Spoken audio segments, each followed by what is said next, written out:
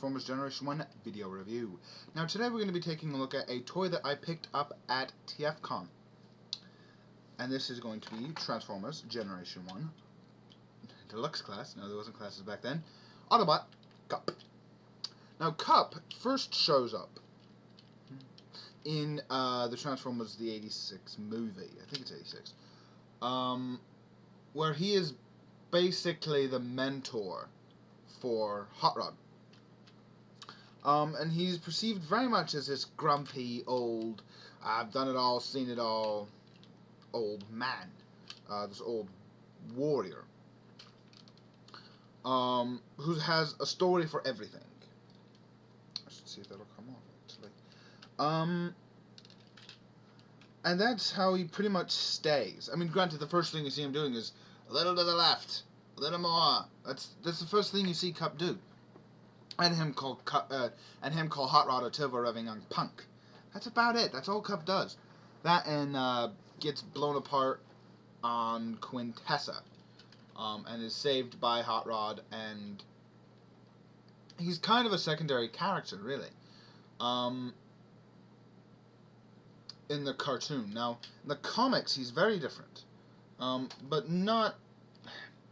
Alright, from what I've read of the comics, he's got kind of the same persona, but it depends on the continuity. If you're talking Last Stand of the Wreckers, he's completely different than his cartoon would depict.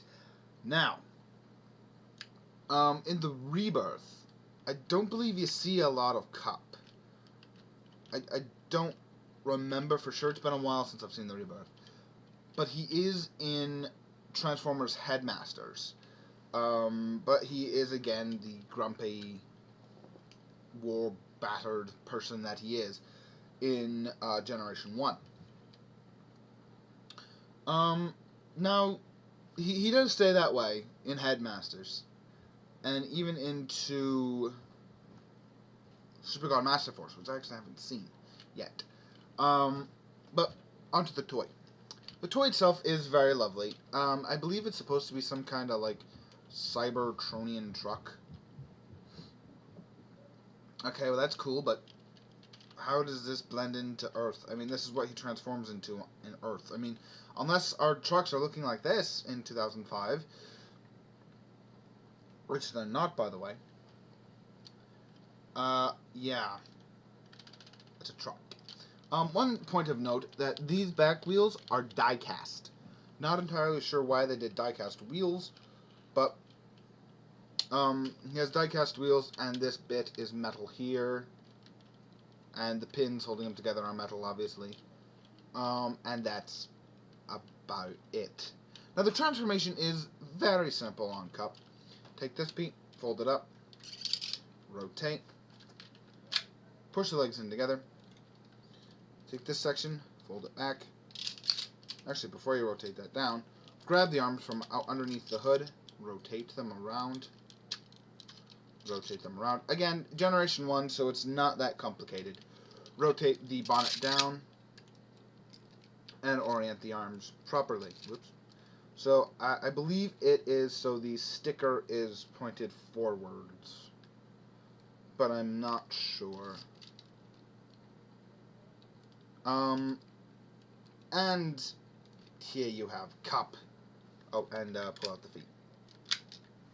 Push down on the tires and flip out the feet. It looks like Kup, kinda. Although, someone sliced off the back of your head, Kup.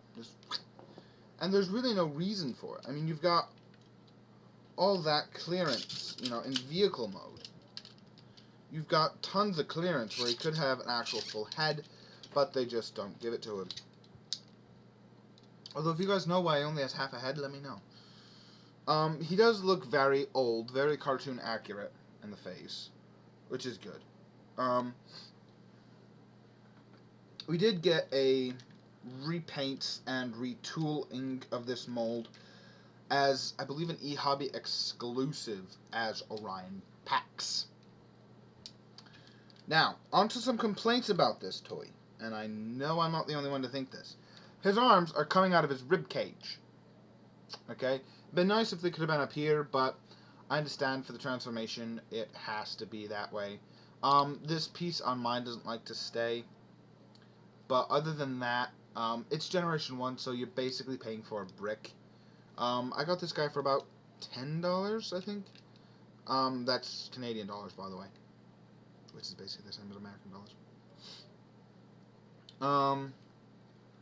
He is a little loose up in the top torso section, but if you can find this guy with his gun, and he's not outrageously priced, pick him up. If you can find just Kup, sure. Kup is actually a really decent figure, in my humble opinion. Alright, that about does it for me, for Kup. Yeah, I'd give him a pickup. It's Kup. It's Kup. He doesn't really do a whole lot. I believe he was considered one of the worst Transformers figures of the line. And that's saying something, because Generation 1, there were a lot of bad Transformers in there, but never mind. So anyway, this is going to be me, done for now. Just going to say, TFCon 2013 was amazing. Got some really nice stuff, met some really nice people. So, look for more TFCon reviews coming up. And I shall see y'all next time. Take care, guys.